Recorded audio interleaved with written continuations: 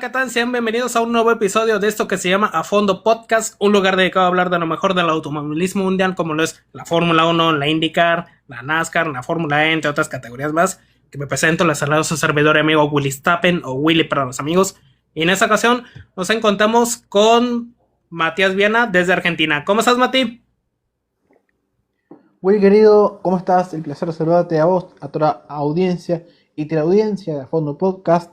Es un honor saludarte y por supuesto preparado acá, con mucho para hablar, con mucho para desmenuzar del automovilismo en general, porque hubo mucho que dejó en general todo tipo de categorías y para ir hablando en estos minutos de emisión, por supuesto. Claro, así es, hay muchísima tela que cortar en cuanto a las categorías que mencioné hace un momento, ya que tuvimos el Gran Premio de España de la Fórmula 1, una carrera que estuvo muy plana desde el inicio, pero ya las últimas vueltas fueron algo entretenidas y con el tema de los abandonos que no sé, de la nada.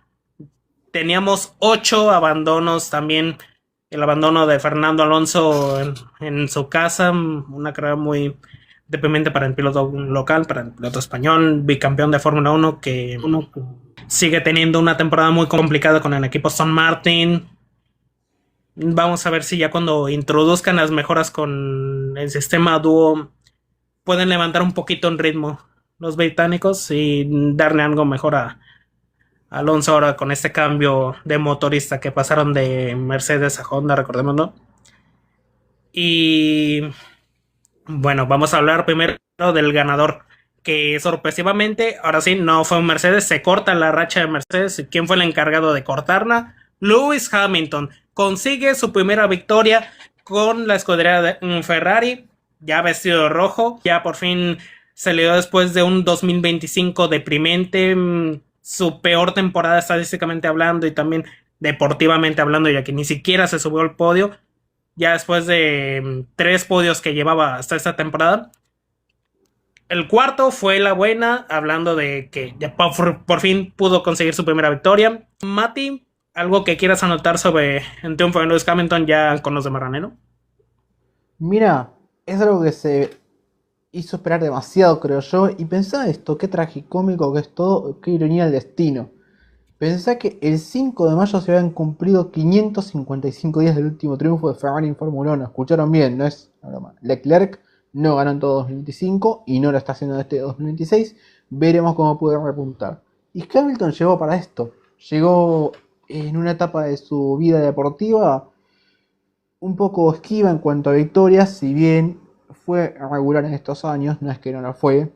Le costó mucho más ganar en estos últimos 2 años, en estos últimos 5 años, si se quiere decir. Entonces, me parece a mí que le hace un bien a la Fórmula 1 y que es algo que esperaba toda la categoría, incluso los hinchas de Ferrari, los que no son de Ferrari lo esperaban, por la magnitud de piloto que es en el presente. Actualmente creo que es de los que más posibilidades de los experimentados tiene el pelear un título, sin ninguna duda, porque también la gente esperaba y el público esperaba que haya una especie de corte a la hegemonía de Mercedes, que igualmente tuvieron un podio con George Russell y un tercer puesto de Lando Norris, y es algo que le viene muy bien a la Fórmula 1 y a Lewis sobre todo, por varios motivos. Marketing, primero y ante todo, porque obviamente el hecho de que ya vaya Hamilton, ya se sabía en 2025 que iba a ir a Ferrari, es un golpe importante para la categoría en el buen sentido. Después obviamente la escudería le ayuda, porque más allá de podios, Ferrari siempre compite por victorias y por ganar, y qué mejor que ganar actualmente, por presente, por lo que hizo en los últimos 20 años, la máxima figura de la Fórmula 1. Está bien, después me van a decir algunos fanáticos de Schumacher, no, porque Schumacher, pero después tengan en cuenta que Schumacher no volvió en la Fórmula 1, no fue el mismo en su segunda vuelta.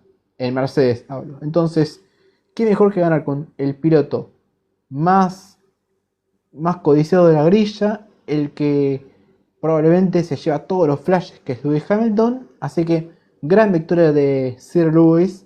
Victoria 106 en la categoría, 105 fueron con motores Mercedes, acá 21 con McLaren y 84 con la escudería de la marca de la estrella. Y ahora le tocó el turno con Maranello. Totalmente vestido de abajo, diferente a cuando estaba McLaren, cuando estaba con el sponsor de Vodafone. Ahora totalmente vestido de abajo, de Maranello y muy probablemente de la escudería más importante de la grilla de partida de la Fórmula 1. Así que muy parecido. Porque la peleó, porque le costó mucho el 2025 y luchó mucho para estar siendo competitivo y más con 41 años, que no es poco. Y peleándole a todo un joven Andrea Kimi Antonelli, que abandonó la carrera, pero sabemos cómo es esto. Es un campeonato largo, es un campeonato que puede haber muchos interrogantes y lógicamente hay que esperar. Hay que esperar y ver cómo evoluciona cada uno, cómo evoluciona la marca de la estrella y cómo evoluciona el fabricante de Maranello. Claro, así es, ya veremos cómo evoluciona en desarrollo de las mejoras que implementará un cabalino rampante a lo largo de esta temporada 2026. Veamos si ahora sí aciertan, dan con la tecla, como dicen por ahí, con el tema de desarrollo del auto. A ver si no pasan lo que en 2017 y 2018 que se fueron desplomando. El desplome fue más evidente en 2018. Y bien lo decías, Mati, el piloto más codiciado, el que es estadísticamente hablando el mejor de todos los tiempos, ganando con también, valga la redundancia, la escudería con los mejores números de todos los tiempos. Y también otro récord que anotar, es el segundo piloto con 7 campeonatos en ganar con la escudería Ferrari, porque había sido Schumacher en 2005 y 2006, y ahora con Lewis Hamilton, que muchos lo critican que tuvo suerte con el auto que fue provocado por el abandono de Fernando Alonso, pero tenía ritmo. Así que para mí sí ganó justamente, le termina sacando poco más de 19 segundos a George Russell, que termina segundo, Lando Norris, que acaba tercero, que también anotar, es el primer podio completamente británico desde 1968. Tuvieron que pasar, creo que casi 50 años o más de 50 años para que se volviera a repetir una situación así, ni siquiera en los tiempos. 58, Sí, 58. casi Sí, 60. Ay, casi mamita. 60 años. Casi 60 Es años más, para que volviera a pasar. Sí, ese podio que vos me decís fue, no me acuerdo los integrantes, uno seguramente debería haber sido Jack Stewart, no me acuerdo muy bien ahora, tengo que refrescar la memoria, pero sí sé que fue en el querido y siempre vigente Watkins Glen, cuando no, el Glen siendo protagonista en el automovilismo internacional. Y lo que vos decías de Hamilton, cuesta decir el mejor de la historia. Me cuesta mucho a mí decir porque obviamente la Fórmula 1 tiene distintas décadas y obviamente no es lo mismo, por ejemplo, un campeonato que estuvo en los 50 con Fangio que lo que pasó con Schumacher. No desmerito ni a Schumacher ni a Hamilton, por ejemplo, pero también es otra época en la que hay muchas más carreras, más grandes premios, más hegemonía más y seguridad. es, claro, más seguridad, pero es diferente. Es todo mucho más distinto.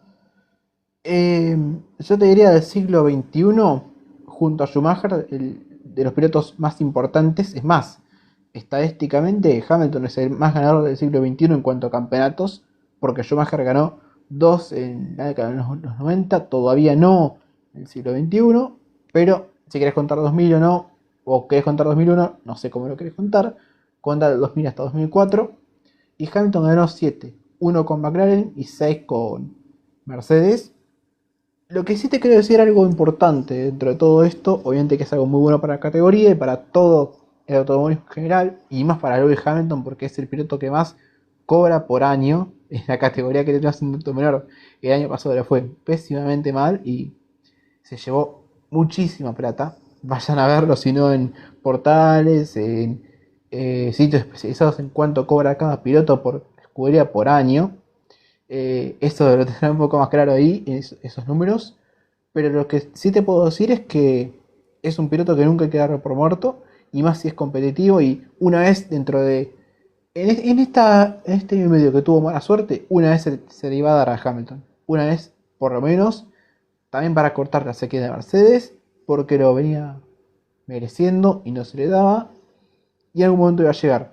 Y también obviamente decirte que dos cuestiones a anotar.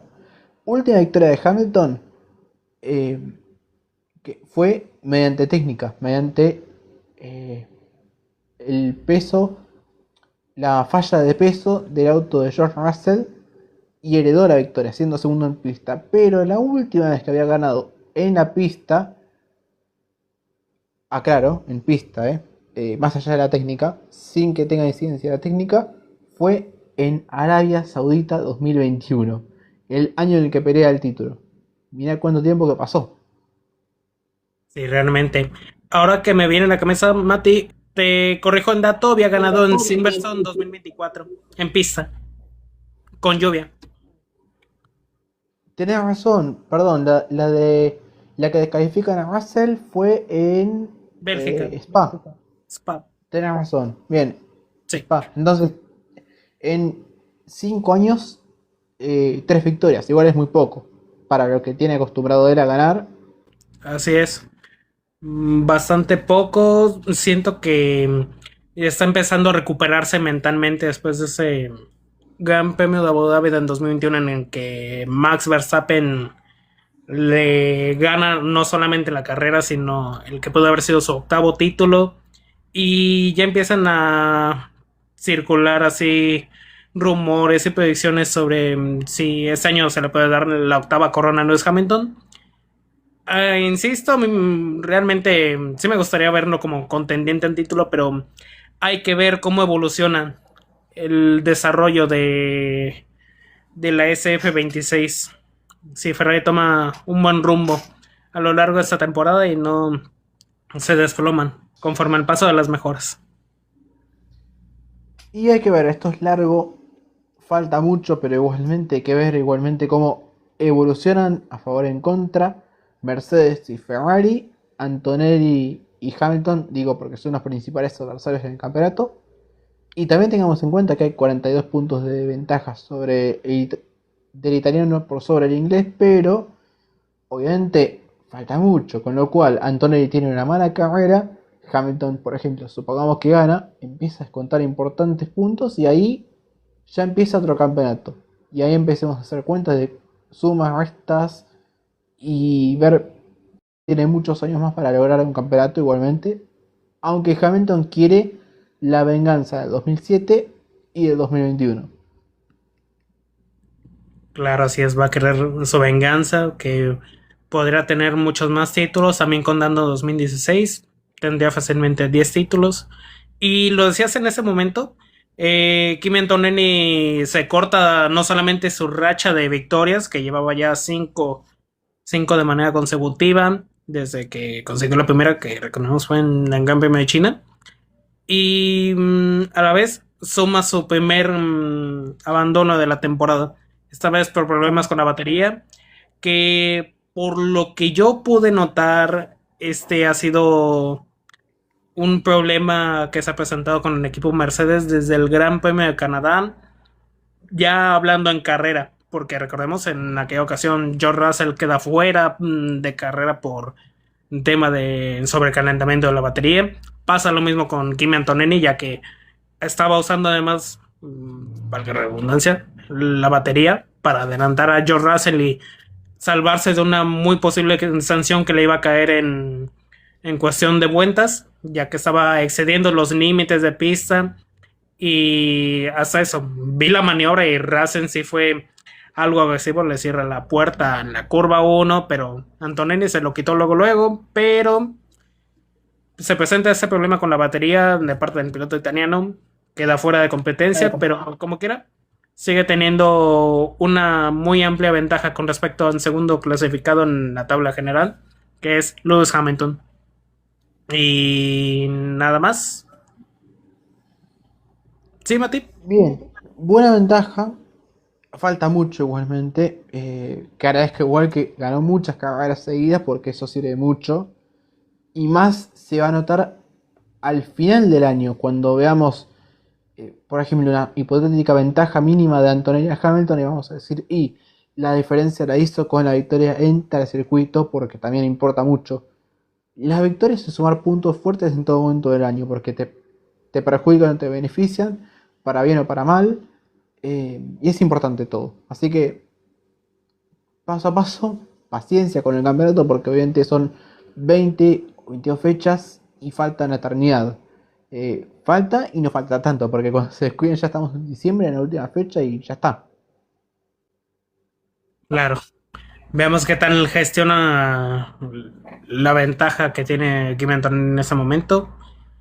Y pues nada más realmente. Antes de cerrar el bloque de Fórmula Uno, vamos a hablar de un rumor que ha cobrado mucha fuerza últimamente en esos días, que posiblemente Liam Lawson queda fuera de la Fórmula Uno, ya que se ha rumoreado muchísimo que Nicholas Loeb va a ser piloto de Racing Bulls para la temporada 2027 y Arvin Nimblad tiene contrato para la próxima temporada también, así que este año termina el contrato de Lawson. Lo lógico es que va a terminar fuera de la estructura de Red Bull con el equipo Racing Bulls y por lo que veo de momento, está fuera de la Fórmula Uno. Porque en Haas también estaba circulando un rumor de que Esteban Ocon iba a quedar fuera si no iba a quedar fuera del equipo Haas y no rendía, ya que Oliverman es el que ha estado sacando la casa por el equipo norteamericano. Pero realmente no, nada de eso. Esteban Ocon tiene un compromiso muy fuerte con el equipo Haas. Y realmente no. Yo sí veo a Liam Lawson fuera de la temporada 2027. Lo veo fuera de la categoría. No sé, Mati, si quieres anotar algo respecto a la muy posible salida de Liam Lawson que se ha dado en esos últimos días. Es una pena, la verdad, cómo lo desaprovechó primero a Red Bull y después cómo le costó y está costando con Racing Bulls. Veremos, obviamente, que se revela verídicamente. Obviamente, todo esto son rumores, pero ya es algo fuerte. Sería una lástima, la verdad. Ojalá tenga una revancha en algún equipo, en un futuro. Si no es el año que viene, en algún otro momento, pero sí sé que tiene potencial para otro tipo de categorías, porque también obviamente se trata de esto, no es solamente a veces Fórmula 1, sino que también otros pilotos pueden incursionar en otro tipo de categorías, descubrir otra faceta nueva dentro de ellos, entonces sería una picardía por él, y más porque no le está yendo muy bien. Lindam no aparece, un piloto que me genere algo, pero habrá que tener paciencia, recién este año está debutando, entonces hay que llevarlo a poco. Pero me pareció una lástima. Si se va Lawson, que corrió antes en el DTM, capaz quiere retornar a alguna competencia de AutoGT, GT3. Tiene muchas oportunidades y más obviamente habiendo corrido en Fórmula 1. Lógicamente lo digo si se va. Sería una lástima, pero él tiene que ser consciente que en algún momento se puede llegar a abrir alguna puerta para que tenga algún lugar o algún asiento como tester o inclusive piloto oficial de un equipo de Fórmula 1 o inclusive en otras categorías. Claro, desde luego. Ya veremos si se le presenta otra oportunidad a Liam Lawson, que en ese momento se encuentra noveno en la tabla general de pilotos mundial. Arvin Nimblad también, si bien lo ha opacado, tiene más puntos que Lawson. Ambos les ha ido bastante bien últimamente, sobre todo en Mónaco.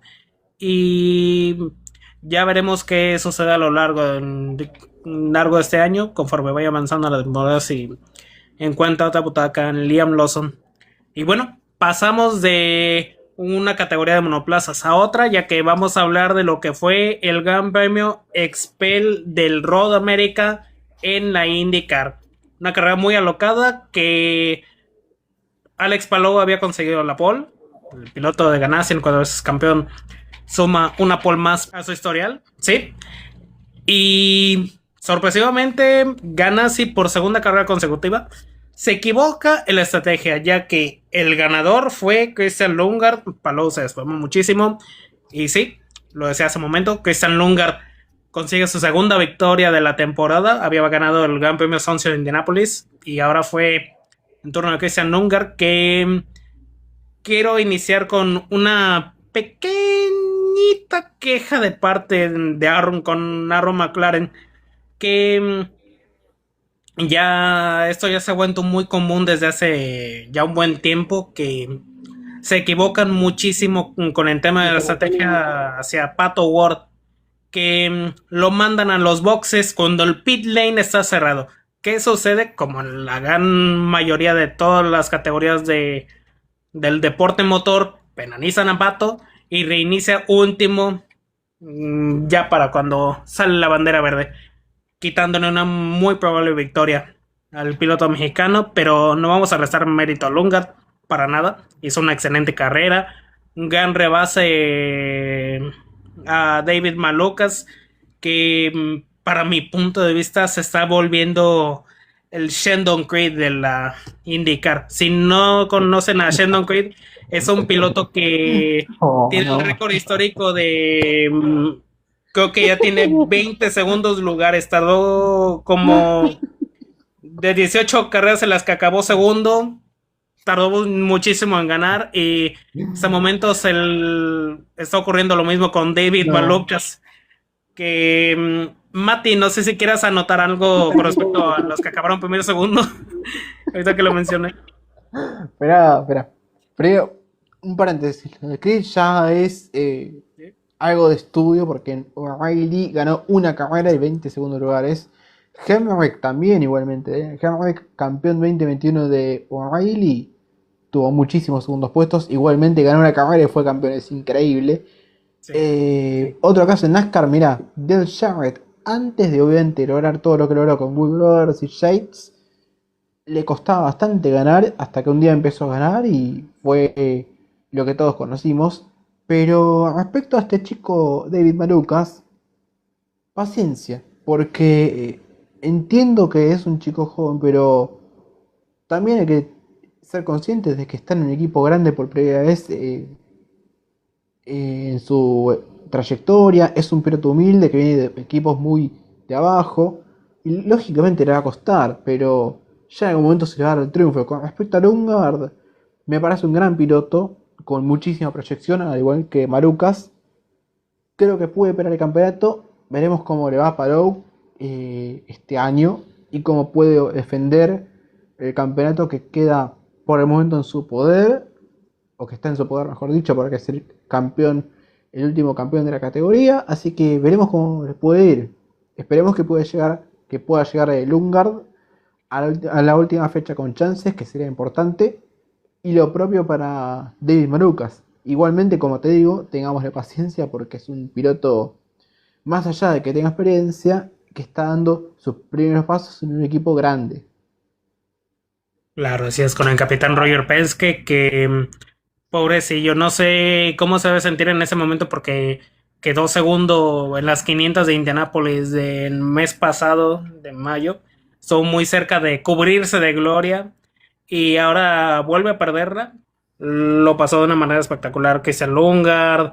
Fue un acceso, también tuvimos mucha polémica porque Graham Rahal terminó contra el muro, si no recuerdo, y ocurrió un caso similar como en la Fórmula E que después pusieron sanciones, que según alguien le quitaron el podio, no vi en todo cómo estuvo, pero sí, bien lo decías, hay que darle un poquitito más de paciencia a David Malucas Son y rachas. sí, va a ganar, de por sí ya tiene un auto y el equipo, que hablamos del capitán Roger Penske, que es alguien de renombre, es alguien que básicamente tiene historia en el automovilismo mundial, no nada más en la IndyCar, en NASCAR también. Fórmula Uno también ganaron una carrera, que es meritorio. En IMSA también tienen lo suyo, hasta inclusive en Fórmula E con el equipo 10 Penske. Así que tarde que temprano va a ganar David Malucas. Y yo espero que no termine convirtiéndose en más de lo mismo, en el Shandong Grade de la IndyCar. Ojalá que no. Ojalá que no. ¿Sabes cuál era un Sheldon Creed de Indy? Va a sonar duro que lo diga. Marco Andretti. También. Ese También. sí que era un Sheldon Creed actual, pero Sí. lo de Dave Maluka se explica por una cuestión de que son rachas, pero ya va a ganar. Está en Penske, heredando la butaca que dejó vacante Will Power, entonces eh, Hay que tener paciencia y esperarlo. Ya va a llegar su propio triunfo y ya se va a poner un poco más dulce. Esto es así como cuando, por ejemplo, le costaba ganar a New Garden en algún momento, le costó ganar a Penske el año pasado. Le está pasando algo parecido, pero ya va a ganar en algún momento. Va a llegar el tiempo de vencer. Claro, sí, es que con Pato O'Ward también ocurrió en su momento, que en 2020 que debutó ya a tiempo completo, le costaba bastante. Perdió con él mismo, lo dicho, perdió como unas 4 o 5 carreras ahí contra Joseph Newgarden. Pero el momento de Malucas ya va a llegar. Ya va a llegar, insisto, tiene el auto, tiene el equipo. Tarde que temprano va a conseguir su primera victoria. Y antes de cerrar este bloque de IndyCar, hay una noticia no muy grata, ya que Felix Rosenqvist, el ganador de las 500 de Indianapolis, salió una noticia el día de hoy. Ya no va a seguir con el equipo Meyer Shank Racing en el auto número 66. Se cree que firmó un contrato con otro equipo y lo que comentaba hace un momento, el ganador de las 500 de Indianapolis ya no va a seguir con Meyer Shank Racing. Su equipo actual, ya veremos para dónde se va para el próximo año, que es 2027. Mati, no sé si quieras anotarse. Felix Rosenqvist, el sueco. Uh, Golpazo. Encima para un piloto que hizo una muy buena Indy 500 y que en el último tramo se lució y terminó ganando en ese final histórico ante precisamente de quien hablamos hace unos minutos, David Malukas. Mira, es una picardía. Aparte las dos victorias, las únicas dos que yo sepa de Meyer Shank en Indy, fueron dos Indy 500 con Castroneves en el 2021 y en el 2026 con eh, Felix Rosenqvist. Es una picardía, una pena. Ojalá que consiga algún equipo. Si en Ganassi no le fue muy bien, me acuerdo. Y si va a algún otro equipo, ya va obviamente en otro momento de su carrera, de su vida. Y queriendo dar vuelta a la página en lo que fue en su momento su estadía en Ganassi, que no fue tan buena. Y ojalá que le pueda ir bien. Si consigue equipo, ojalá que le pueda ir bien, porque es un piloto con mucho talento, muy bueno. Y que si tiene auto, tranquilamente puede pelear por algo importante. Dicho esto, la Indy 500 que la vimos todos y nos acordamos prácticamente todos del final, que fue espectacular. Claro, espectacular. El más cerrado de la historia. Por 23 milésimas de segundo le quita el triunfo a David Malukas. Pero bueno, lo que decía, veamos para dónde se va. Puede ser que se vaya a Andretti Global o... No tengo idea realmente para dónde pueda ir Felix Rosenqvist. O quizás Chip Ganassi, no sé. Puede ser. Uf. Ya veremos a dónde. Dicen que las segundas vueltas no son buenas, pero veremos. Ya con un Racing con otra mentalidad, con una Indy 500 en su poder, que no es lo mismo, y cómo la ganó, veremos. Así es, veremos.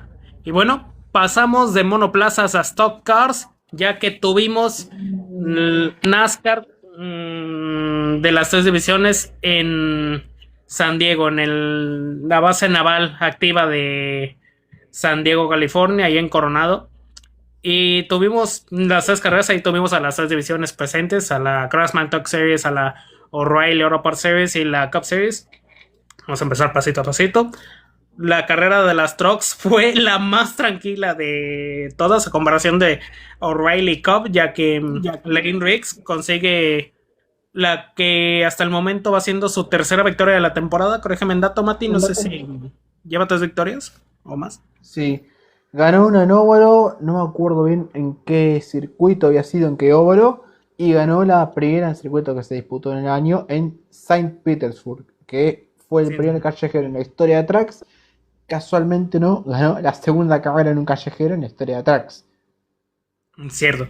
Dato muy importante a notar, había ganado ahí en San Diego la primera carrera que disputa la Craftsman Truck Series ahí en un circuito callejero. O podría considerarse, no sé, ser semipermanente, ya que tienen la carretera, la vieja carretera del aeropuerto ahí. Y tercer triunfo, muy sólido, Lane Riggs, que a mi punto de vista ya no falta mucho para que empiecen Chase, ya estamos como unos 3 meses, faltan julio, agosto, septiembre, sí, prácticamente 3 meses para que empiecen Chase en las camionetas. Y yo lo veo como contendiente a título, a Lane Riggs, Mati, no sé, ¿qué opinas tú? ¿O quién pones como candidato a título? Mira, antes yo te digo que la cámara la vi, fue un camarón, me encantó, creo que de las tres, la que más me gustó. Después vamos a explicar un poco de O'Reilly, de Cap, al margen de lo que fue la emotividad de O'Reilly en el final. Dicho esto, estuvo muy cerca Tyler Rife, pero no se le dio, en algún momento se le va a dar igualmente. Pero gran victoria de Riggs y Front Row que ya se transforma en un equipo, o se transformó, mejor dicho, en un equipo especialista en hacer buenas actuaciones en circuitos, porque ganó la primera victoria en tracks fue con Todd Gilliland en el 2021 en Cota. Después dos más con Zane Smith 2022 y 2023. La victoria de Matt Dowell en Indy Road Course y también obviamente estos triunfos de precisamente el hijo de Scott Riggs, Lane Riggs. Yendo a tu Sí. pregunta de candidatos al campeonato, muchos pilotos desconocen porque no fueron contemporáneos a la época del Chase en Cup y es algo nuevo que va a volver para muchos, nuevo viejo, como más te gusta decirlo. Para mí es candidato ahora a priori, si me decís hoy, en junio, el Chase creo que empieza agosto septiembre.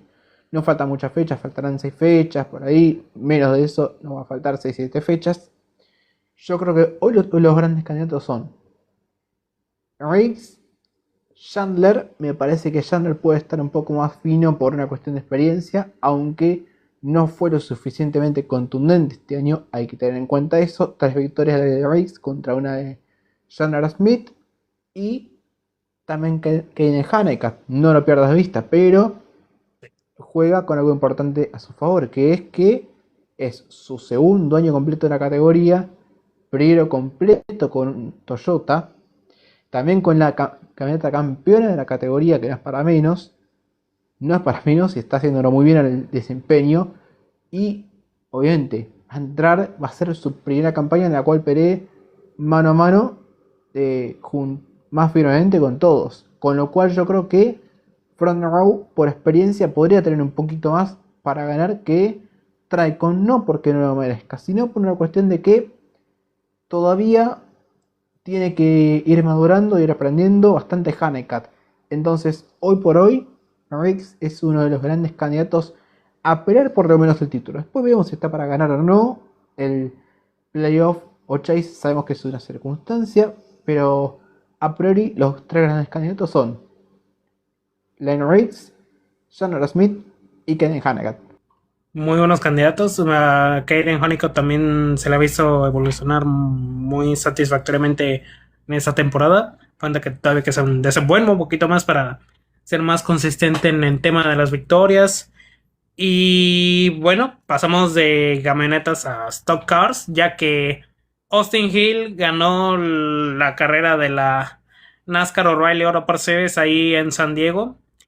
Un triunfo muy emocionante por el tema de que es la primera victoria que consigue la estructura de Richard Childress después del insensible fallecimiento de Kyle Busch, que por cierto el domingo pasado ya se cumplió un mes de su partida.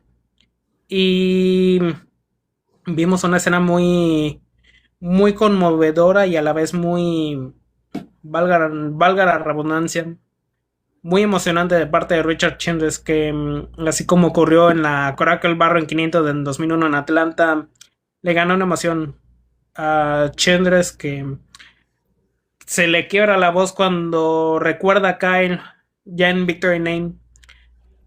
Y Mati, no sé qué quieras comentar sobre esta carrera de la serie O'Reilly en San Diego. Linda carrera, me pareció que tuvo el desempeño del argentino Baltasar Sabón, que de hecho terminó Sí. 33, pero llegó a estar en el top 20 en un momento de la carrera hasta que tuvo problemas en el motor de su auto que dijo basta, del equipo Motorsport, equipo que ganó 2 veces en tracks junto a los pilotos Spencer Boyd y Tate Fogelman 2019 y 2021, todas estas en Talladega. Dicho esto, me parece una muy buena carrera. Estaba primero para Brent Cruz, luego para Taylor Gray, después fue cambiando de manos todo. Y a lo último, parecía que estaba para Parker Reslaf, no se le dio, igualmente logró un sólido resultado. Y cuando parecía que estaba todo para Carson Quapple para que logre su primera victoria, y Taylor Gray que logre su segunda victoria del año, y se reafirme más en el Chase, que no está tan sobrado de puntos, está bastante comprometido, apareció de la nada misma Austin Hill. Gran triunfo por parte de un piloto que sabe correr muy bien en circuitos, que de hecho ganó en 2021 en Tracks con Hattori, cuando estaba corriendo con Toyota. Acabo de aclarar esto. Había logrado hasta antes esta victoria 3 segundos puestos en circuito en la categoría, y que seguramente se incorpore a tiempo completo el año que viene por una cuestión un poco lógica y obvia, que es que Jesse Love se va a ir a Wood Brothers, que está en el auto número 2 de Childress, para 2027, y uno supone o intuye que Austin Hill va a ir a la base del 8 de Kyle Busch, ahora el 33 de Childress, uno supone eso. Así que gran victoria de Hill, aprovechar las circunstancias y el momento en el lugar justo e indicado. Y qué decirte, ¿no? Con respecto a Childress, le tocan dos de las grandes desgracias de los últimos 30 años de NASCAR, como son las pérdidas de Senior y de Cal, tristemente. Aún uno no puede asimilarlo ya, que se fue tan rápido Kyle Busch con solamente 41 años de vida. Es triste decirlo, pero fue así, sucedió así, lamentablemente. Y entiendo la emotividad, obviamente, porque es un momento triste, un momento donde obviamente vuelve a ganar su equipo. En Cup probablemente le cueste mucho más ganar, mucho más, porque ahora ya no está su máximo estandarte. Y habrá que ver quién gana próximamente en Cup, que ese es el gran interrogante, pero por lo menos en O'Reilly se puede dar un gusto con Austin Hill, que uno cree que debería estar este año para pelear sí o sí por el campeonato e intentar ser campeón, aunque el ritmo este año de Justin Allgaier parece ser que lo pone como máximo favorito. Claro. En ese momento Justin Allgaier ya tiene su pase asegurado en Chase. Y también veamos qué se le depara a Austin Hill ya cuando empiece en Chase en unos cuantos meses. Y una carrera muy alocada, también con muchos accidentes y muchas banderas rojas. Una de las carreras más largas de la historia de la serie O'Reilly, al menos en circuitos, o no sé el dato con precisión, pero duró creo que cerca de 4 horas por las banderas rojas. Más de 3 horas y media, no sé. Yo ahora comenté, me pasó de empezar con el accidente que sufrió Corey Day, el histórico top 10 que consiguió, no porque lo haya hecho, sino por el contexto de la situación, de cómo se dio. Demasiadas banderas rojas, yo lo estuve comentando y la verdad que era no terminar nunca más. Era algo eterno, que no se acababa Sí. nunca. Sí, el colmo era que se fuese en overtime o no sé, realmente. Pero bueno, pasamos de O'Reilly a Cup, ya que tuvimos la, la carrera de San Diego en la Cup Series, que nos dejó con un nuevo ganador en la máxima división de NASCAR, que es Corey Haim, el vigente campeón de las camionetas, que no entiendo por qué va a Ay, empezar a correr a tiempo Dios. completo a partir del próximo año. Ya era para que estuviese presente a partir de esta temporada. Consigue su primera victoria de en la máxima división de NASCAR. Lo hace con el equipo 2311. Michael Jordan y Denny Hamlin son los dueños de ese equipo. Mati, tus impresiones, ¿cómo viste el duelo en las últimas ventas con respecto al líder del campeonato, Tyler Reddick y Corey Haim? ¿Cómo lo viste? La primera victoria de Corey. Mira, te quiero decir algo antes de responder tu consulta, que la voy a responder obviamente. ¿Dime? Es, mira, salvo por el buen marketing y los buenos sponsors que tiene Hearst, es inentendible e inadmisible como un tipo que el año pasado, o estos años en general, pero yendo puntualmente el año pasado, ganó 12 carreras y encima fue campeón de tracks. Digo, ¿en qué cabeza cabe que no le des un asiento a un tipo que hizo una campaña, más allá del título, fabulosa en todos sentidos? Porque hasta antes de ganar la final, había ganado 11 carreras con el Jaime. Entonces, Me parece a mí un error garrafal. Obviamente que con esto ya se sabía de antes de que gane, obviamente Coreheim. Le van a dar el asiento del número 35 que actualmente maneja Haas a tiempo completo. Y yendo a la carrera, me pareció bastante entretenida, movida. Para mí la mejor igualmente fue de Trax.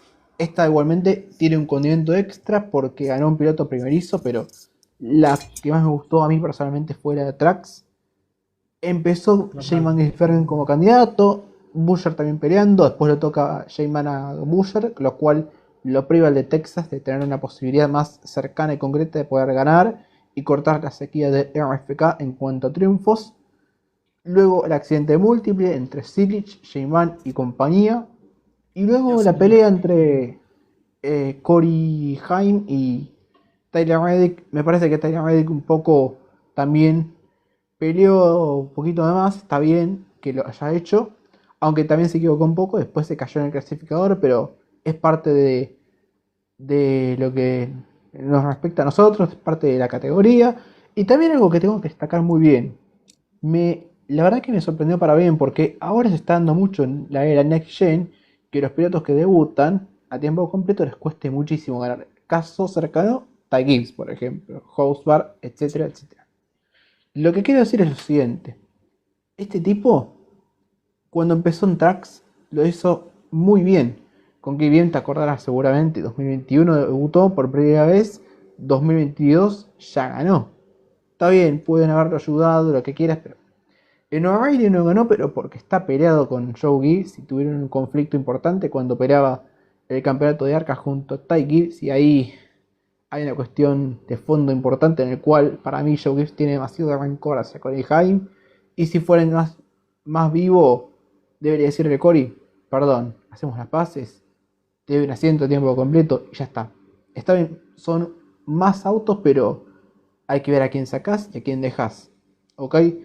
Por lo menos estaría bueno que le hayan dado una chance que se la dieron en San Hunt, pero por lo menos part-time.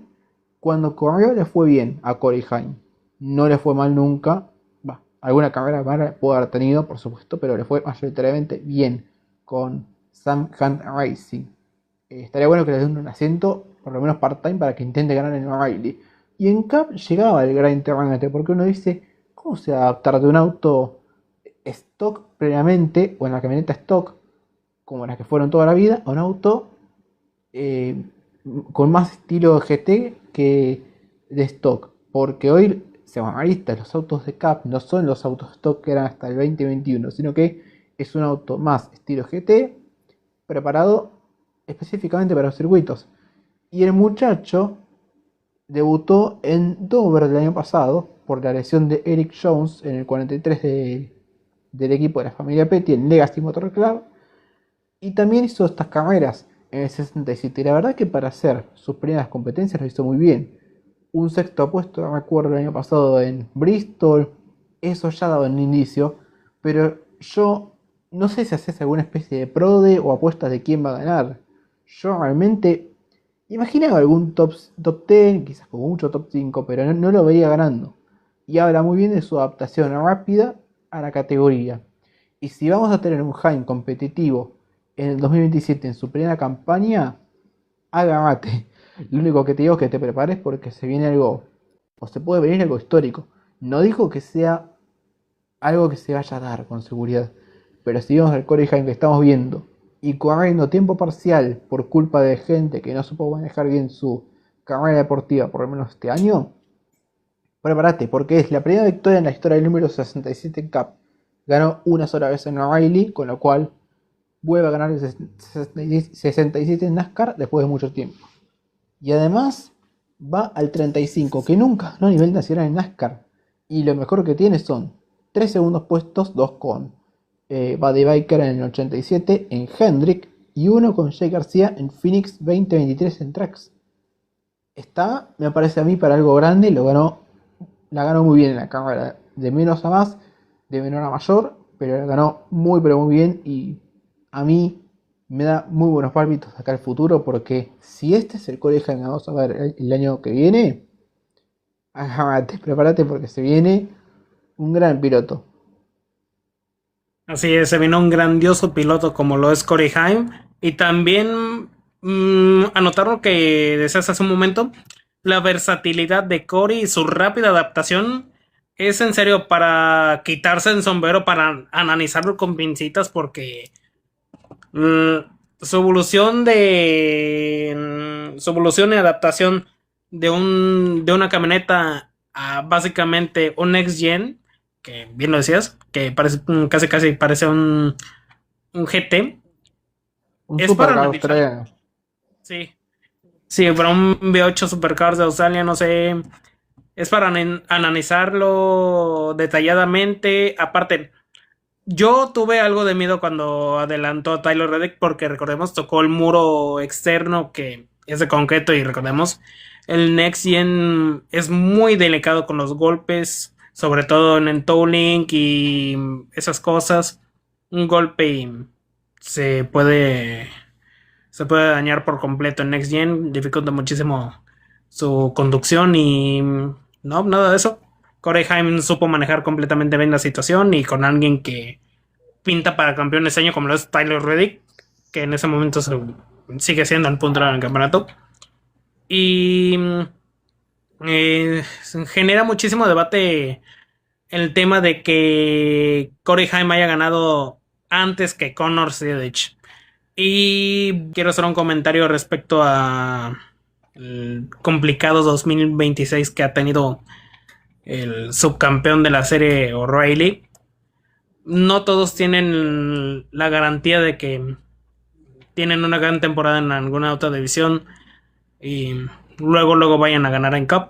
Ocurrió en los años 80 con Robbie Moroso, que tuvo una antes de llegar a la Copa Winston, a la Winston Cup, había sido campeón en la serie Bush, lo que conocemos actualmente como la serie O'Reilly, pero lo suben a Cup y lo ocurre un caso similar como lo que también fue en su momento Daniel Suárez, que lo suben en la categoría principal y tuvo un año muy complicado, repleto de accidentes, pero no es del todo su culpa.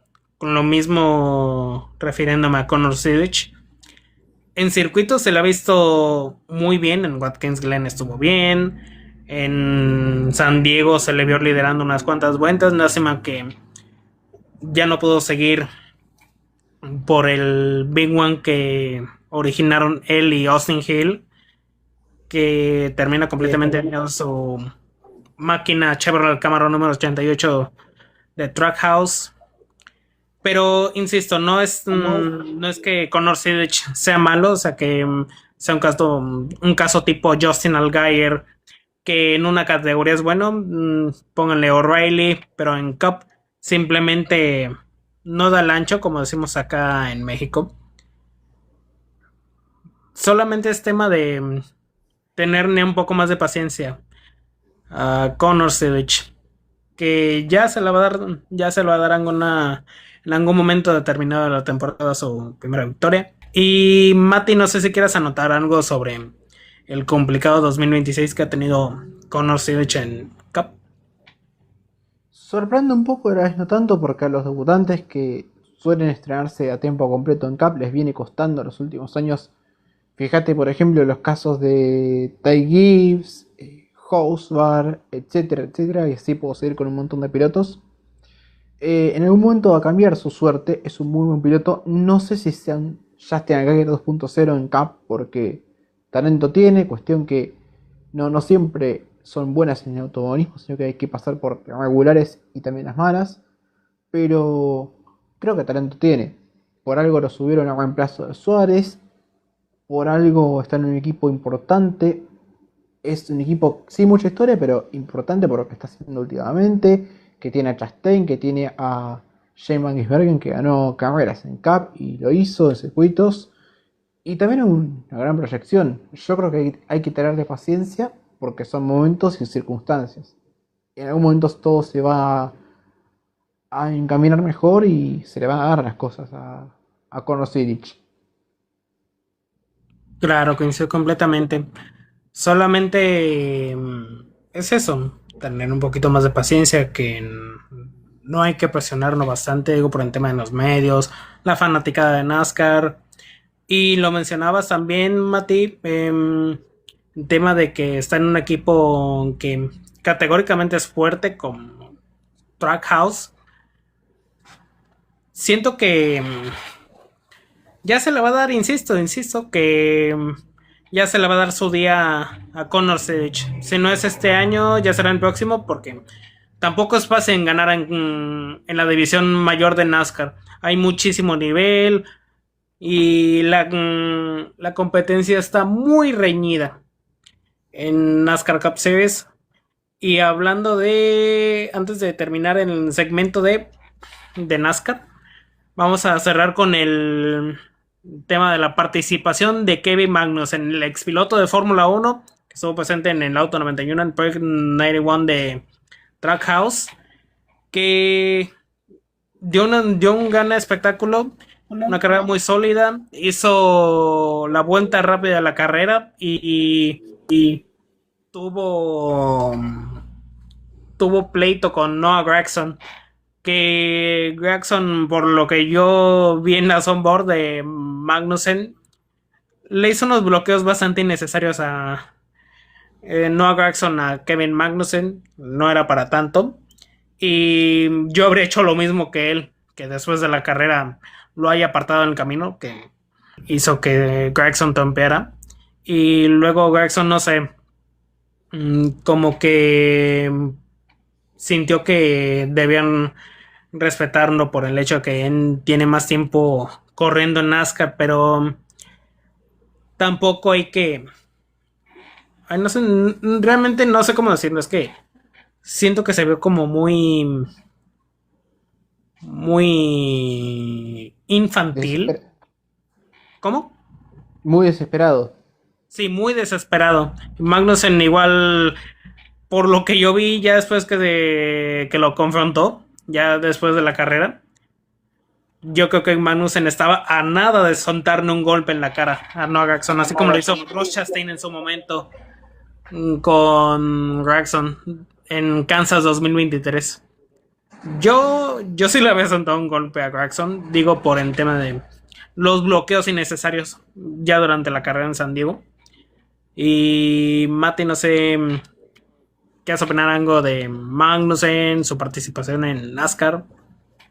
¿Cómo lo ves? Y mira, está bueno que haya hecho la vuelta más rápida. Sí, uno hubiera esperado un poco más, que hubiera esperado los de Peregrinos, pero para ser superiores en NASCAR no está mal, por lo menos terminó.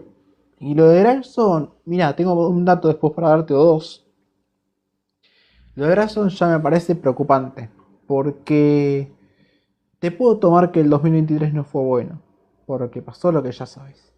2024 viene un coñado decente, con Stuart Haas con el 10. Después, envuelto en peleas, en líos. ¿Dónde quedó el Grayson que conocimos de O'Reilly, de Tracks, peleando campeonatos, peleando títulos y finales? Yo lo veo perdido a Grayson. Eh, lo mejor sería para él, no quiero que se vaya de acá, pero si sigue así, cuando siga así, le va a convenir volver a O'Reilly y volver a ser competitivo, porque ese sí será un caso ya en la calle. Si no, si en algún momento, supongamos que lo bajan de cap, vuelve a O'Reilly, es competitivo, va cap y no compite, y ahí ya estamos hablando de un caso Justin Hager 2.0, literalmente. Me parece una picardía que tiene que controlarse un poco más en sus actitudes. Y después con un par de datos más te quiero decir algo. No lo dije antes, pero aprovecho para decirlo. ¿Vale? Lo dije antes, primera victoria del auto número 67. El que más carreras tiene es Buddy Arrington con 481. Seguramente se acuerdan por el conteo de los días para Daytona 500. Seguramente te acuerdas por eso. O la gente en general. Y también un dato de pilotos que ganaron en su intento número 13 en Cup. Atento con esto. Corey Haim, Jimmy Johnson, que había sido el último en 2002. Sí. Hay 7 en total, pero me acuerdo de 2 puntualmente. Dos más. Curtis Kreider, 1950, y Dan Garney a finales de la década de 60. Dan Garney, papá de Alex Garney, que lo hizo, que llegó a ganar en su momento con un número de 3 cifras, con el 121 de los Wood Brothers en su momento, y Wow. ganó en NASCAR Cup. Lo llegó a hacer. Y también otros datos. Como ustedes saben, en NASCAR Cup hay números en la historia que no ganaron. Uno que se sacó esas espinas del 67, pero quedan muchos. Te doy datos de números con mayor cantidad de carreras. Después obviamente chequearon en las redes, post programa. Hay muchos números que no ganaron. Uno de ellos, el 70, que condujo muchos años J.D. McDuffie en los 60, 70, 80 y parte de los 90. Y en el cual estuvo en su momento Johnny Sadar y Jeff Green. No ganó nunca en Cup. Otros autos, por ejemplo, el 35, lo dije antes. El 36 que lleva a manejar Kenneth Ryder. Y en su momento David Reagan, hace no muchos años atrás. El 68, el 79, el 80, el 82, 93, 94 y 95. 95 recordado en el último tiempo por las victorias que perdieron tanto Christopher Bell como Matt DiBenedetto. El 93 un tercer puesto tuvo en Darlington 2003 con Dave Blaney, el papá de Ryan. Y el 94, que debe ser uno de los números con más mala suerte en la historia. 3 segundos puestos con, escuchá, Terry Labonte, Starry Marlin y Bill Elliott. Increíble. Increíble. 3 segundos lugares con 3 leyendas de la categoría. Me falta un número más, pero esos son algunos de los números con mayor cantidad de carreras sin haber ganado nunca en Cup. Sin victoria prácticamente. Ya cerramos el segmento de NASCAR y pasamos de Stock Cars a monoplazas nuevamente, ya que tuvimos el E-Prix de Sanía de la Fórmula E, que nos dejó como ganador a Jake Dennis, y también una imagen algo inusual en la categoría, ya que tuvimos un Big One. Se amontonaron en un momento de la carrera. Un accidente que, hasta donde yo recuerdo en ese momento, lo originaron Mitch Evans y Antonio Félix da Costa, si no recuerdo mal. Y sacan la bandera roja. Jake Dennis gana con el equipo Andretti. Y tuvimos un podio muy alocado, ya que había acabado segundo Felipe Drugovich, pero lo penalizaron y por consecuente pierde el podio. Luego se informa que Pepe Marti había llegado al podio, pero también lo penalizan. Y ya hasta lo último que lo vi fue Nick DeVries el que sube al podio ya en el primer Apex de Saniap de 3. Y yo por mi parte, bueno, Mati, no sé qué opines de la victoria de Jake Dennis en China. Y mira, me parece un muy buen proyecto, gran piloto, con pasado en su momento en BMW cuando estaba BMW Andretti, ahora solamente Andretti, así que gran victoria de Jack Dennis. Y me sorprende que dos pilotos experimentadísimos como Da Costa, campeón de la categoría, y Mitch Evans, que peleó múltiples campeonatos, hayan originado un accidente múltiple y que se dé lo que pasa muchas veces en NASCAR, pero en esta vez de modo callejero. Así que la verdad que linda presentación en Sanja de la Fórmula E. Lástima que fue accidentada una de las competencias por el Big One. Sí, así es, muy accidentada por el Big One. Y también dato a tomar en cuenta, es la primera vez que la Fórmula E retorna a Senia. La última vez fue en el año 2018, 8 años sin correr en Sanya, China. Y por mi parte, ya antes de cerrar este segmento de Fórmula E, quiero mencionar algo con rumbo al inicio de la temporada número 13, en la que vamos a tener la incorporación del auto de cuarta generación. Estoy muy emocionado, muy contento. Aquí sí, creo que se me van a salir tantitito las lágrimas de la emoción, de alegría. Cabe aclarar, porque una de mis marcas de neumáticos favoritos vuelve a los monoplazas. ¿Y de quién hablo? De Bridgestone, que desde el 14 de noviembre de 2010, cuando dejaron la Fórmula 1, yo rogaba por volver a verlos, o ya fuera en Fórmula 1, valga la redundancia, o en alguna otra categoría, no sé, o en IndyCar, que bueno, ellos ya tienen muy fuerte su alianza con Firestone, pero sí, firmaron un acuerdo, hasta ahorita me voy enterando, en 2023 la Fórmula E firmó un acuerdo con Bridgestone para que fuese el único proveedor de neumáticos a partir de la temporada 2026, que es cuando empieza la temporada número 13, no empieza así como inicio de año, como en Fórmula 1, otras categorías del automovilismo, empieza en diciembre y finaliza en septiembre. Y yo estoy muy contentísimo. Mi llantera favorita vuelve a los monoplazas. Mati, no sé si quieras comentar algo respecto a esto. Y trae recuerdos de la nostalgia, de cuando uno era más chico. Sí, Siempre está bueno que una marca histórica pueda volver y más Bridgestone, así que bienvenido sea que vuelva una marca histórica a una categoría de automovilismo, sea cual fuera. Así que siempre es lindo que vuelva eh, una marca en este caso histórica y más obviamente con la trayectoria que tiene Bridgestone y con lo que conocida e icónica que es. claro, muy icónica a la vez. Y también dato a tomar en cuenta. Hasta donde yo tengo memoria, es la cuarta marca de neumáticos que va a estar presente en la Fórmula E. Que ha estado presente en la Fórmula E, perdón. Porque la primera había sido Michelin en los inicios, ahí por la temporada 2014. Luego fue Dunlop, ahí cuando incorporaron el auto de segunda generación, el Gen 2. Luego Hankook con el coche de tercera generación y el Gen 3 Evo. Y ahora Bridgestone. En verdad, qué alegría. Qué alegría por mi parte. Que ahora que me acuerdo estaba viendo lo que fue la última carrera de la Champ Car, lo que era la IndyCar dividida, que fue en 2008, creo que fue, no me acuerdo si fue en Detroit, no me acuerdo en dónde, pero fue en ese año, en 2008, que ya después de esa carrera termina quebrando la Champ Car, que en algún momento antes se llamaba la serie Kart, que era la competencia directa en IndyCar, y la distribuidora de neumáticos ahí era Bridgestone. Y realmente, no sé, quizás les suene algo extraño a ustedes que nos estén escuchando en las multiplataformas.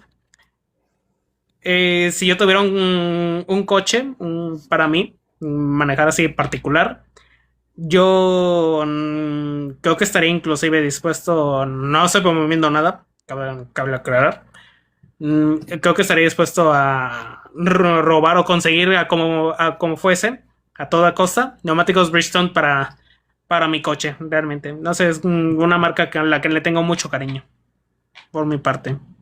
Y pasa eso siempre cuando uno tiene cariño por algo. Es nostalgia, es también una cuestión obviamente sentimental de que uno, si algo te apasiona, lógicamente lo vas a querer.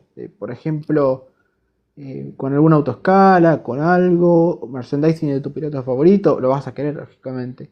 Lo mismo en este caso con una marca de neumáticos prestigiosa e icónica. Icónica y una de las mejores en cuanto a Fórmula 1 se refiere, porque era una marca que funcionaba muy bien con los neumáticos secos y neumáticos de mojado, sobre todo ahí, que mientras Michelin en los años 2000, cuando era la guerra de neumáticos entre Bridgestone y Michelin, los neumáticos Michelin no eran del todo buenos en lluvia, pero los Bridgestone en su lugar brillaban, eran muchísimo mejores, tenían más adherencia, no sé, eran más estables y de por sí eran muy durables, era algo que yo apreciaba bastante. El compuesto blando y el compuesto duro, que solamente eran dos compuestos en ese entonces, no es como actualmente que se maneja por gamas de C1 a C5 en diferentes circuitos y así. Era un compuesto muy confiable, muy rápido, muy suave y durable, la verdad. En serio, por eso mismo es que yo le tengo bastante cariño a Bridgestone, realmente.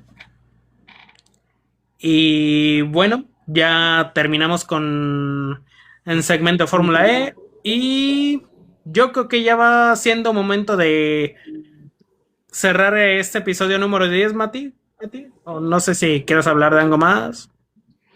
Mira, ante todo, obviamente, lo que dijimos de Kyle Busch, me quiero realizar y obviamente enviar las condolencias a los fanáticos y también obviamente familiares, amigos, allegados, tanto de Kyle Busch como de Ned Jarrett. Lo decía con Willy antes de grabar. eh, Pérdidas muy dolorosas, sobre todo la de Rowdy Busch. Y Ned Jarrett ya era un hombre grande y lamentablemente se fue. Un piloto que fue campeón en el 61 y 65 de NASCAR Cup, que logró múltiples victorias, 50 triunfos en la categoría. Ganó la Star 500 del 65 también, que de hecho es el papá de Dale Jarrett, que cuando ganó eh, su primera carrera con Gibbs, Dale Jarrett, su papá Ned estaba comentando la competencia. E Por si es inclusive en su primera victoria en Michigan del año 91-92. Y también lo de Kyle es doloroso para muchos de nosotros que vivimos la época, porque también Kyle junto a Greg Biffle, que se fue hace poquito tiempo, en diciembre del año pasado, fueron dos iconos de NASCAR. Kyle todo lo que hizo fue impresionante, con récords eh, inimaginables que uno no pensaba que los iba a batir. Más de 200 victorias a nivel nacional en NASCAR, máximo ganador en O'Reilly y en Tracks, dos Bristol Sweeps en el mismo fin de semana, eh, muchísimos éxitos con Toyota y siendo una de las caras visibles históricas de la marca japonesa. También en Hendrick tuvo lo suyo, pero el máximo, las máximas alegrías las tuvo con Toyota, hay que decir la verdad. Campeón 2009 de O'Reilly, en 2015 y 2019 de Cup. Así que se fueron dos leyendas, sumado a lo que ya venimos arrastrando antes de Greg Biffle, también que fue campeón en 2000 de Trucks, 2002 de O'Reilly, lo propio con Bobby Allison, campeón del 83 de NASCAR Cup, también de igual manera con Kerr Yarborough, que se fue el 31 de diciembre de 2023, no me lo olvido más, tricampeón de la categoría 76, 77, 78, así que nuestra condolencia a toda la familia de NASCAR, que son momentos difíciles y duros, como en su momento la categoría atravesó en el año 93 con las pérdidas de Neil Bonnet, Davey Allison y Alan Kulwicki, lamentablemente. En esos casos sí fue por cuestiones conductivas, en el caso de Bonnet más que nada, y desgracias en vuelos, en helicópteros, en los casos de Kulwicki y Davey. claro. Y ahora que hago memoria, en el caso de Alan Kulwicki, él falleció en un vuelo. Se ubicaba sexto en el campeonato de la temporada 93 al momento de su fallecimiento. El príncipe polaco que bien lo decías también antes de empezar a grabar ese episodio, derrota a Bill Elliott en la lucha por el título del 92 por 10 puntos. Y en verdad que este año ha sido uno de los más duros para ver NASCAR. Por el tema de las pérdidas que se han dado en estos últimos meses. También Michael Annett se autoeliminó hace unos meses. Una desgracia que, no sé, siento que le faltaron oportunidades también para brillar en Cup. Ganó en Daytona y en la Serie O'Reilly hace unos cuantos años. Una verdadera pena. Uno de los años más complicados, insisto, para ver NASCAR, sinceramente. De los últimos 20, te diría que sí, 5 años. tranquilamente. Fácil. Ponle 2001. Fallece Dane Earnhardt en la última vuelta de la Daytona 500 por ese choque contra el muro externo y contra Ken Schrader. Y luego el accidente de Blaze Alexander en la Serie Arca, que a raíz de ese accidente que le quita la vida al momento, NASCAR vuelve obligatorio el uso del dispositivo HANS, el dispositivo que protege el cuello de los pilotos para evitar fracturas en la base del cráneo. Que si Dan Earnhardt hubiese usado el HANS device, como le llaman allá en Estados Unidos, que también Junior, su hijo Dane Earnhardt Jr., se lo pedía cada rato que lo usara, habría cumplido 73 años en este 2026. Dane Earnhardt. Así es. Son medidas que se tuvieron que implementar de alguna u otra forma, se podían hacer antes, pero de alguna manera, obviamente, cuando hay un fallecimiento, algo tan terrible como esta noticia, por estas noticias en general, se tiene que tomar alguna medida.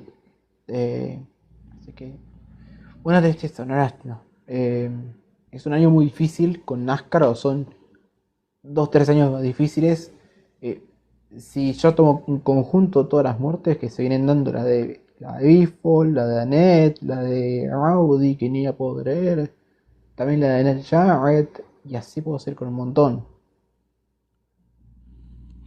Realmente, sí, realmente vamos a ir con varias listas muy largas que, por un lado, de todo lo malo también hay algo bueno porque no han sido en pista, así como ocurrió en el caso de Dane Earnhardt, de Blaze Alexander también en el año 2000 que ocurrió con Ernie Irwin Jr., con Adam Petty, pero igual también yo siento que con respecto a Kyle Busch, en, por lo que he leído también en en esas últimas semanas, em, no quiso atenderse por el miedo a que ya no pudiera correr más o de que se informaba sobre su estado médico a NASCAR, la serie iba a prohibir subirse al auto de carreras. Y fue por eso que no se atendió. Luego la sesión en el simulador que bien, bien lo dijo Mike Dillon, el padre de Austin Dillon y Ty Dillon, que estaba tosiendo sangre, llamando al 911 para que auxiliaran a Kyle. Y vaya, en serio, ya ha pasado más de un mes desde que Kyle Busch partió hacia la eternidad y sigue siendo imposible asimilar el hecho de que ya no esté. Se fue muy joven, tenía 41 años y de verdad que sigue siendo increíble su pérdida. Marcó un antes y un después. Fue un talento generacional. También sacó adelante a una enorme camada de pilotos, a una generación de pilotos con su equipo en las camionetas, que en ese momento pues están destacando. Y en verdad que deja un gran legado acá en Busch. 234 victorias en la serie nacionales y alguien que jamás será olvidado. Sin dudas, nunca será olvidado y siempre será recordado, al margen de la rivalidad de fanáticos que lo querían más o menos. Siempre va a ser una leyenda eterna de NASCAR y obviamente fue un excelente piloto. Y acá, como recordatorio y homenaje a Kyle Busch, tengo esta chapita, miren, 2017, Bristol, Bristol Sweep, la segunda parte. El auto de arriba es el de Cap, el del medio de Xfinity, antes Xfinity, ahora O'Reilly, y el de abajo, lógicamente, Trax. Camioneta 46, número 18, tanto en O'Reilly como en Cap. Así que hay un poco el homenaje a Kyle Busch y también el recuerdo de nuestra parte hacia el bullicioso de Las Vegas. Sí, hacia Rory Busch. Y bueno, ya vamos a darle cierre a este episodio. Mati, no sé si quieras dar tus redes sociales antes de que yo dé las mías y las del podcast. Bien, en mi caso puntual y particular, mis redes sociales me encuentro como @motoras por noticias en la cuenta del medio de prensa mío. Vayan a seguir a Instagram, que estamos cerca de los 5.000 seguidores. Y en las redes sociales personales me pueden encontrar como matías.viana23 en Instagram, y después con nombres similares o parecidos en redes sociales, Facebook, Twitter, etcétera. Así que me pueden encontrar como matías.viana23 o inclusive parecidos en todas las redes sociales. Perfecto. Y a mí en mi caso me pueden seguir en Instagram como @gulistapen, en TikTok como @gulistapen1. Tengo mi canal de YouTube, me pueden seguir ahí como Gulistapen Motorsports. Las redes sociales del podcast ya nos pueden seguir como @afondo_podcast en TikTok e Instagram. Y nos pueden escuchar también en las múltiples plataformas como lo son Spotify, Amazon Music, Apple Music, YouTube Music. Y pueden ver también los episodios del podcast aquí mismo donde nos están viendo en este momento en YouTube. Y nada, eso ha sido todo por hoy. Si se agita la bandera a cuadros y se quedan con ganas de más, pisan a fondo con nosotros. Y recuerden, nosotros vamos a fondo Eso ha sido todo por hoy y muchísimas gracias por habernos escuchado. Yo me despido a nombre de todo el equipo que también nos apoya desde la producción. Muchísimas gracias y nos vemos en la próxima. Hasta luego. Saludos.